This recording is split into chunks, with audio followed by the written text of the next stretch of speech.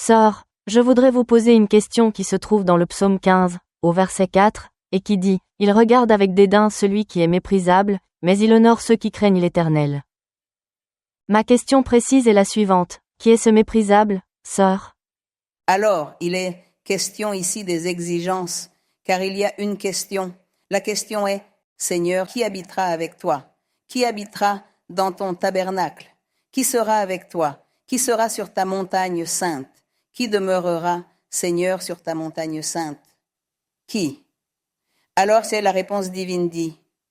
Une personne intègre, une personne qui fait justice, une personne qui dit la vérité dans son cœur. Parce que souvenons-nous que ce mot vérité ne fait pas toujours référence aux petits mensonges que l'on dit par-ci par-là, mais plutôt à ceux qui enseignent le chemin tortueux, erroné aux autres avec différentes doctrines, leur disant de ne pas chercher Dieu, que c'est un mensonge, l'évangile, que la seule vérité est la loi de Moïse, que ce n'est pas la vérité de Dieu. Alors il leur enseigne beaucoup d'erreurs, de fausses doctrines, ils les tordent, les sortent du chemin et parlent de choses. C'est ce que nous voyons aujourd'hui dans le monde. Des milliers de religions, chacune de son côté, qui racontent des mensonges, trompent les gens. D'un côté, tromper les gens sur le chemin de Dieu. D'un côté, c'est le mensonge. Il y a un autre mensonge qui est aussi quand on fait du mal à une personne, quand on lui ment, on la trompe. Le mensonge est fait pour tromper, pour escroquer, pour menacer, pour faire tant de mauvaises choses. Alors le Seigneur dit qu'une personne ne doit pas pratiquer ce mensonge qui fait du mal à son prochain, qui lui fait du mal parce que cela ne plaît pas au Seigneur. Alors il donne les exigences de cette personne qui sera sur la montagne de Dieu. La question qu'il pose, qui habitera avec toi? Qui sera avec toi? Alors il dit cela. Il dit, celui qui est intègre, celui qui fait justice, celui qui se détourne du péché, celui qui dit la vérité, celui qui ne calomnie pas.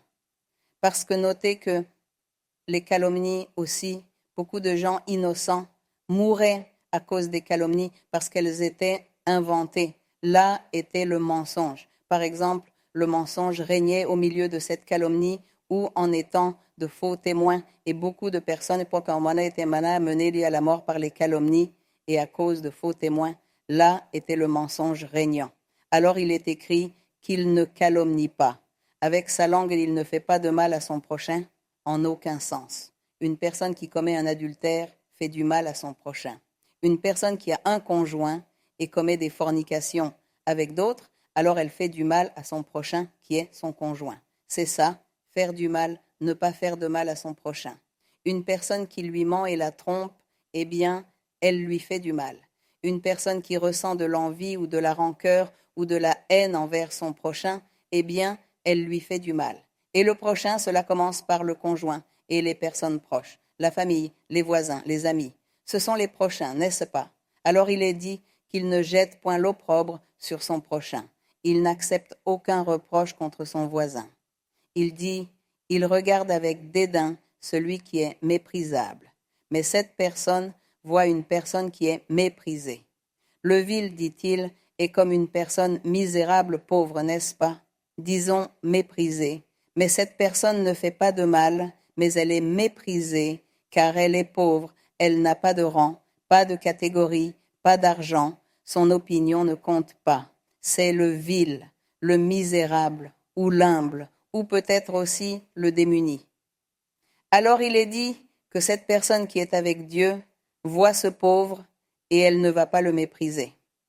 Au contraire, elle va lui tendre la main, elle va l'aider et elle va le tenir en grande estime. Elle va lui dire, vous êtes une personne de valeur, vous êtes quelqu'un d'important. Elle ne l'humilie pas, elle ne le regarde pas mal. C'est ce que fait celui qui veut vraiment être avec Dieu sur la montagne du Seigneur. Il doit pratiquer toutes ces choses avec les humbles, avec le simple, qu'il ne méprise pas, mais qu'il aide et qu'il n'humilie personne. C'est ce qu'il est dit déjà. Il regarde avec dédain celui qui est méprisable. Il le méprise. Mais celui qui est avec Dieu ne le méprise pas. il dit « Mais il honore ceux qui craignent l'Éternel ». Il dit que ce personnage honore ceux qui craignent Dieu. Cependant, il ne faut pas seulement honorer ceux qui craignent Dieu. Parce que si nous sommes dans le monde et que nous sommes entourés de gens du monde, même s'ils ne craignent pas Dieu, je dois être prudent et respecter et apprécier ces personnes et leur donner un bon exemple et un bon témoignage. Mais bien sûr, ceux qui craignent Dieu, je vais les honorer avec encore plus de zèle et je vais me sentir mieux et faire en sorte qu'ils se sentent vénérés, honorés, élevés, fortifiés, que l'on leur soit reconnaissant, que l'on soit toujours là à louer ou à faire l'éloge, quoi que ce soit. Cette personne qui aime ou qui craint Dieu. On la met en premier lieu.